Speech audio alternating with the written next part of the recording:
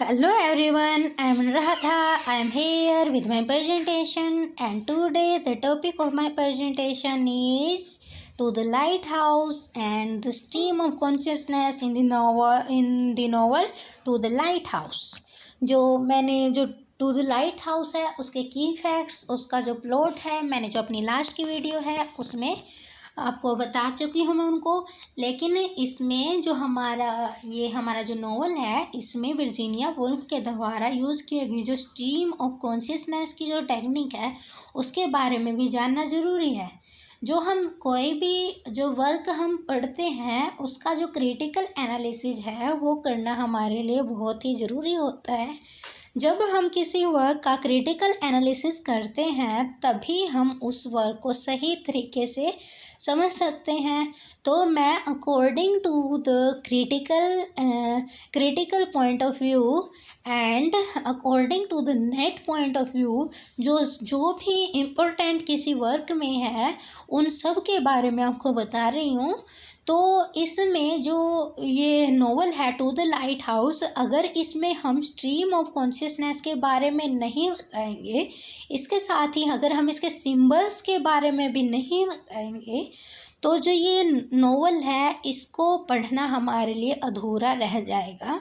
तो इसकी जो स्ट्रीम ऑफ कॉन्शियसनेस है उसके बारे में भी जानना बहुत ही ज़रूरी है। तो मैं आज की वीडियो शुरू करती हूँ।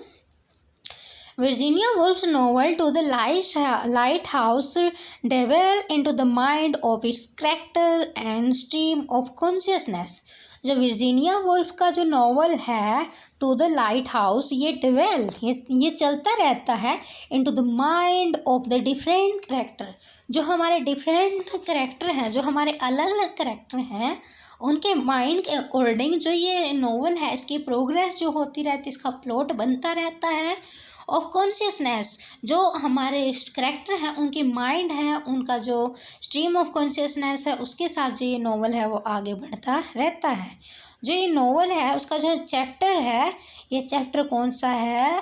17th।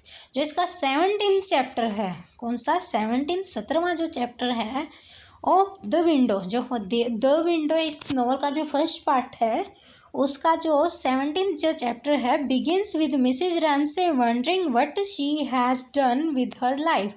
जब जो मिसेज रैमसे है वो अपनी लाइफ के बारे में सोच रही है, तो अब ये क्या है, मिसेज रैमसे की जो कॉन्शियसनेस, उसकी जो थॉट है, the free flow of thoughts, वो है यहाँ पर प्रेजेंट किया गया है कि जो मिसेज रैमसे है वो अपनी लाइफ के बारे में क्या सोच रही है, उसके माइंड के अंदर उसकी लाइफ कैसी है। तो यहाँ पर वो प्रेजेंट की गई है, वो यहाँ पर शो की गई है। तो हमारा जो हमारा 17 जो चैप्टर है उसमें जो मिसेज रैमसे है वो सोच रही है, अपने जो स्ट्रीम ऑफ कॉन्शियसनेस उसमें है। मिसेज रैमसे नोट्स दैट, वो सोचती है, देखती है दैट कि she would not speak out loud her inner feeling. जो उसकी इनर फीलिंग है, जो उसके अंदर चलने वाले जो फीलिंग्स हैं उसको वो लाउडली बोल भी नहीं सकती है। उसकी जो लाइफ है वो एक तो बिल्कुल नॉर्मल चल रही है, जहाँ पर सब कुछ नॉर्मल है, वो अपने हस्बैंड के साथ, अपने बच्चों के साथ बहुत ही अच्छी लाइफ जी रही है। लेकिन उसके अंदर एक क्या है, इनर कन्फ्लिक्ट है। ये इसमें थीम भी बताई गई थी कि यहाँ पर जो कैरेक्टर है वो अपनी जो लाइफ है उसमें रियलिटी को, उसके मीनिंग को सर्च कर रहे हैं। तो वो ये कहती है कि जो अपनी जो लाइफ है उसमें जो क्योस है उसको वो बता भी नहीं सकती है, तो वो लाउडली बोल भी नहीं सकती है। तो वो क्या कहती है, There is a strict difference between her action and her thought। जो उसका एक्शन है, एक्शन क्या चल रहा है वहाँ पर, जो हमारा ये 17 सीन है उसमें डिनर पार्टी चल रही है, गेस्ट आए हुए हैं, सब वहाँ पर बहुत खुश हैं। लेकिन वहाँ पर जो मिस्टर एंड मिसेज रैमसे हैं उनको एक एज ए हैप्पी कपल दिखाया गया है। तो वो जो एक्शन है जो रियल में है वो बहुत ही अच्छा है कि वो अपनी पार्टी को क्या कर रहे हैं, इंजॉय कर रहे हैं। लेकिन मिसेज रैमसे के माइंड में बहुत ही अलग व्यूज चल रहे हैं। तो वो क्या कहती हैं कि there is a law lot of difference between the real action and her thought. जो उसकी थॉट है और रियल एक्शन है उसमें बहुत ही डिफरेंस है। वैसे तो वहाँ पर पार्टी चल रही है, लेकिन यहाँ पर जो रैमसे है वो ये सोच रही है कि जो उसकी लाइफ में जो दुख है उसका वर्णन वो किसी को कर भी नहीं सकती है। There are many guest in mister Ramsay's house. यहाँ पर बहुत सारे गेस्ट पार्टी में आए हुए हैं। And everything looks normal. सारी की सारी चीज़ें बहुत ही नॉर्मल दिखाई देती हैं। But in the mind of Mrs Ramsay everything is different than reality. लेकिन जो मिसिज रैमसे है उसके माइंड में क्योस है, वो रैमसे के साथ जो अपनी मैरिड लाइफ है उससे सेटिस्फाइड नहीं है। तो वो ये कहती है कि मेरी लाइफ का क्या हो गया है, मैं कैसी लाइफ को जी रही हूँ। तो उसके माइंड में एक बहुत ही डिफरेंट थॉट आती है, लेकिन जो रियल एक्शन है उसमें वो एक पार्टी में होती है। अब हम स्ट्रीम ऑफ कॉन्शियसनेस के बारे में जानते ही हैं। तो अब इसमें जो वर्जीनिया वुल्फ है उसने हमारे जो सेकंड कैरेक्टर है उसके पॉइंट ऑफ व्यू के साथ जो स्टोरी है उसको आगे बढ़ाने की कोशिश की है। उसके स्ट्रीम ऑफ कॉन्शियसनेस के साथ, उसकी थॉट के साथ उसने जो वुमेन का जो एग्जिस्टेंस है उसके ऊपर क्वेश्चन उठाने की कोशिश की है। तो अब Lily Briscoe who is watching Mrs Ramsay, party में लिली ब्रिस्को जो है वो भी है। Lily Briscoe who is watching Mrs Ramsay intently and imagining her thoughts. वो जो लिली ब्रिस्को है वो मिसेज रैमसे को देख रही है और साथ ही साथ उसकी थॉट को इमेजिन कर रही है कि जो मिसेज रैमसे है वो क्या सोच रही होगी। तो लिली ब्रिस्को मिसेज रैमसे जो है उसको के बारे में सोच रही है।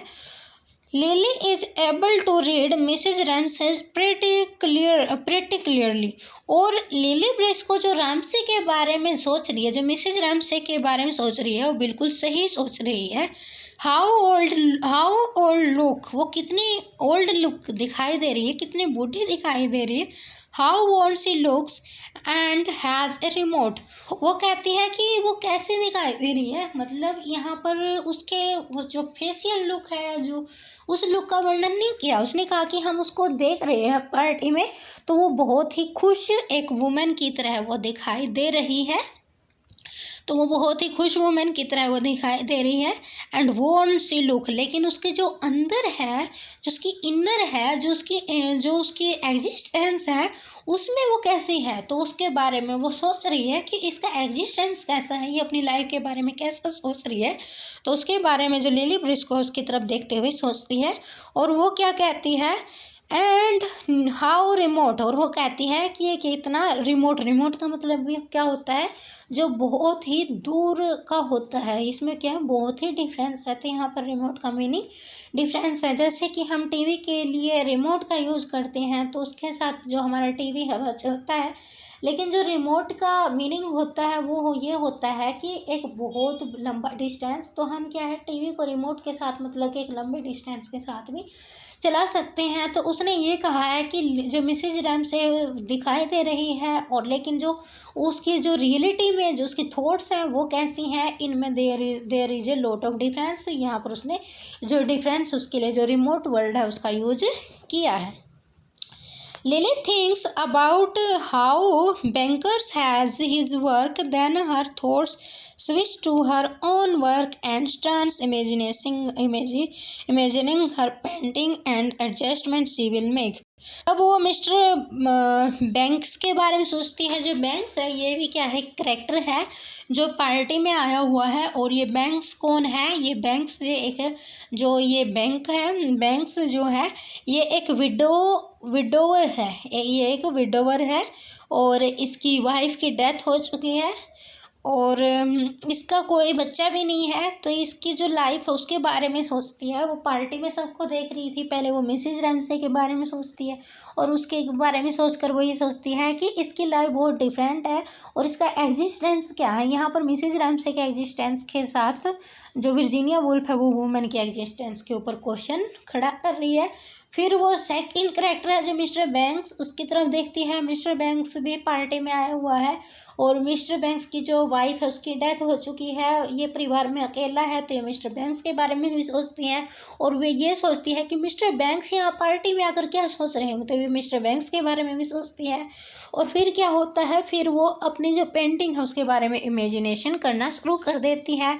तो उसके बाद वो अपनी पेंटिंग के बारे में इमेजिनेशन करना शुरू कर देती है। तो यहाँ पर हमें जो वर्जीनिया वुल्फ के द्वारा जो स्ट्रीम ऑफ कॉन्शियसनेस टेक्निक का यूज़ किया गया था, उसके स्ट्रीम ऑफ कॉन्शियसनेस के साथ जो नॉवल को आगे बढ़ाया गया था, तो हमें यहाँ पर जो लिली ब्रिस्को है उसके जो स्ट्रीम ऑफ कॉन्शियसनेस, उसके थॉट प्रोसेस के साथ नॉवल में क्या होता है उसका वर्णन वर्जीनिया वुल्फ के द्वारा किया गया है। अब है नेक्स्ट करेक्टर, उसका नाम है टेंसले। टेंसले जो करेक्टर है इस नॉवल में बहुत ही नेगेटिव करेक्टर है, बहुत ही नेगेटिव करेक्टर है। और जो वर्जीनिया वुल्फ है उसने सीधा जो अपना निशाना है वो टेंसले के ऊपर लगाया है। वैसे तो सारी कहानी Mr Ramsay, Mrs Ramsay, James, इनके चारों तरफ चलती है, लेकिन इसमें सबसे ज़्यादा जो नेगेटिव इंसान दिखाया है कहानी में वो मिस्टर टेंसले है। और टेंसले रिस्पॉन्स इज इनकॉर्पोरेट। अब उसने जो टेंसले है उसका जो रिस्पॉन्स है उसको भी यहाँ पर दिखाया है। उसने जो टेक्स्ट किया है उसने क्या कहा है, as direct quotation as if he does not wish to join the banner conversation but instead wallow in the thoughts. वो कहता है कि जो ये पार्टी थी उसमें जो वुमेन है वो कन्वर्सेशन कर रही हैं। यहाँ पर जो वर्जीनिया वुल्फ है उसने उसको डायरेक्ट वे से उसको शो किया है कि उसकी उस बंदे की सोच कैसी है। वो कहता है कि जो वुमेन यहाँ पर पार्टी में आई हुई है ये टाइम पास कर रही हैं, तो मैं इनकी जो कन्वर्सेशन है उसमें इन्वॉल्व होने की बजाय अपने माइंड में, अपनी थॉट में ही अगर बिजी रहूँ तो मैं सही रहूँगा। तो वो वुमेन के लिए एक बहुत ही नेगेटिव वर्ड्स का यूज़ करता है, क्यूटेशन का यूज़ करता है। और वो क्या है, टाक टाक टाक, बोलती हैं बोलती हैं बोलती हैं, सिर्फ वुमेन बोलती हैं और कुछ नहीं करती हैं। ईट ईट ईट, और क्या है, खाती हैं खाती हैं खाती हैं लाइफ में और कुछ काम ही नहीं है। क्या है, टाक टाक टाक, बोलती हैं बोलती हैं बोलती हैं, ईट ईट ईट, खाती हैं खाती हैं खाती हैं। वुमेन मेड सिविलाइजेशन इम्पॉसिबल, और वुमेन ने तो सिविलाइजेशन को क्या कर दिया है, इम्पॉसिबल कर दिया है। कि अगर वुमेन अगर इस सोसाइटी में रहेंगी तो इसमें अगर सिविलाइजेशन के बारे में हम सोचें तो कभी सिविलाइजेशन हो ही नहीं सकती है। तो उसने यहाँ पर वुमेन के लिए बहुत ही जो नेगेटिव व्यूज़ हैं वो दिए हैं। With all of their charm all their silliness, जो उनका चार्म है, जो वो बातें करती हैं, चार्म का मतलब होता है आकर्षण, तो जो उनका आकर्षण है, ऑल देयर सिलीनेस, ये सारी की सारी चीज़ें बकवास है। तो यहाँ पर जो वर्जीनिया वुल्फ है उसने टेंसले के व्यूज़ के साथ जो हमारी पैट्रियार्कल सोसाइटी है और जो जिसमें क्या है मैन को इम्पोर्टेंस दी है, उनके पॉइंट ऑफ व्यू को भी दिखाया है। उनको ये लगता है कि जो वुमेन है उनका लाइफ में कोई रोल ही नहीं है, उनका जो ये लाइफ की जो सिविलाइजेशन है उसमें कोई रोल ही नहीं है, वुमेन अपना कोई रोल प्ले करती ही नहीं है। तो यहाँ पर जो इसमें टेंसले के थॉट दिए गए हैं ये उन इंसानों के लिए हैं जो वुमेन के लिए नेगेटिव सोच रखते हैं। और यहाँ पर जो हमें एक बार जब हम टेंसले के करैक्टर के बारे में सोचते हैं तो हमें खुद भी गुस्सा आता है कि कितना गलत ये सोचता है, क्योंकि जो वुमेन होती हैं वो भी इंसान होती हैं और उनके अंदर भी क्रिएटिव पावर होती है और वो सिर्फ खाने के लिए या बोलने के लिए नहीं आती, उनका एक एग्जिस्टेंस है। तो यहाँ पर जो टेंसले का करैक्टर है उसको नेगेटिव दिखाया गया है और उसकी स्ट्रीम ऑफ कॉन्शियसनेस के साथ उसको वुमेन के लिए जो थॉट्स हैं उनको वर्जीनिया वुल्फ के द्वारा बताया गया है। In the last of the novel, जो लास्ट है नॉवल का, मिस्टर रैमसे है थिंक अबाउट मिसेज रैमसे। जो हमारा लास्ट जो पार्ट है लाइट हाउस जो पार्ट है उसमें जो मिस्टर रैमसे और मिसेज रैमसे के बारे में सोचते हैं and thought that it is his wife wish to visit the lighthouse. वो सोचते हैं कि ये उसकी वाइफ की विश थी कि वो लाइट हाउस में विजिट करना चाहती थी। जो हमारा फर्स्ट पार्ट है उसमें हमें पता है कि जेम्स जो है वो लाइट हाउस में जाने की बात कहता है कि वो लाइट हाउस में जाना चाहता है, और जो उसकी मदर थी मिसिज रैमसे, वो भी लाइट हाउस में जाने के लिए हाँ कर देती है। लेकिन उस टाइम जो मिस्टर रैमसे है वो क्या कह देता है कि हम लाइट हाउस में नहीं जा सकते क्योंकि जो वेदर है वो सही नहीं है, तो वो लाइट हाउस में मना कर देता है जाने से। लेकिन जब लास्ट पार्ट है उसमें मिस्टर रैमसे है, उसका बेटा जेम्स है, और एक उसकी बेटी जो कैमेलिया है, और जो और दूसरे कैरेक्टर है टेंसले एंड ये लिली ब्रिस्को। ये जब लाइट हाउस में जाते हैं तो वो अपनी वाइफ के बारे में सोचता है कि जो उसकी वाइफ थी वो भी ये सोचती थी कि मुझे लाइट हाउस में जाना चाहिए। तो यहाँ पर जो उसकी अपनी वाइफ को वो याद करता है, तो उसको भी वर्जीनिया वुल्फ ने स्ट्रीम ऑफ कॉन्शियसनेस जो थीम है, जो उस टर्म है, उसके अकॉर्डिंग शो किया है। इन दिस वे, इस तरह से there are a number of incident in which Virginia Woolf used the stream of consciousness technique. इस तरह से जो नॉवल है इसमें बहुत सारे सीन हैं जिसमें वर्जीनिया वुल्फ ने स्ट्रीम ऑफ कॉन्शियसनेस टेक्निक का यूज़ किया है।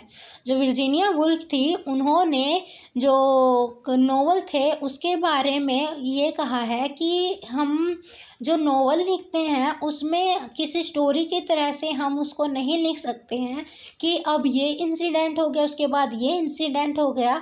उसने ये कहा कि जो हमारे नॉवल है वो हमारी लाइफ से रिलेटेड है और हमारी लाइफ में जो थॉट हैं वो चलती रहती हैं, तो उसके द्वारा जो स्ट्रीम ऑफ कॉन्शियसनेस का यूज़ किया जाता था, तो वो ये बताने की कोशिश करती है कि जो लाइफ है वो सीधी नहीं चलती है, बल्कि उसमें जो हमारी कॉन्शियसनेस है वो हमेशा हमारे साथ चलती रहती है। तो इस वीडियो में मैंने जो स्ट्रीम ऑफ कॉन्शियसनेस जो हमारे novel To the Lighthouse में वर्जीनिया वुल्फ के द्वारा यूज़ किए गए थे उनका वर्णन किया है। Thank you.